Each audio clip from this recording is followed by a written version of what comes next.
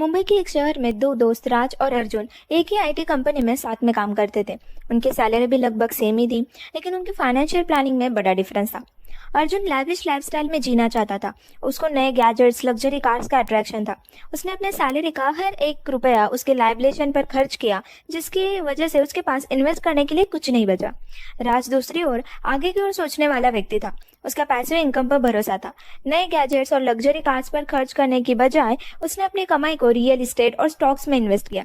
समय के साथ उसकी इन्वेस्टमेंट बढ़ती गई और उसने एक steady stream of passive income मिला था। राज का एक सिंपल बजट था, अपने पैसों को अपने लिए काम करने दो। साल गुजरते गए और उनके फाइनेंशियल कंडीशन में भी बहुत डिफरेंस था।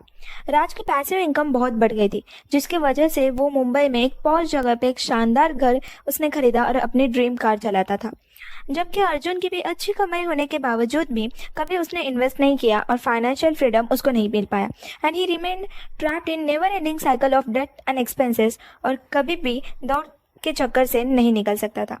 अंत में राज और अर्जुन की कहानी ने दिखाया कि फाइनेंशियल नॉलेज और वाइज इन्वेस्टमेंट चॉइस का कितना महत्व होता है फाइनेंशियल फ्रीडम में।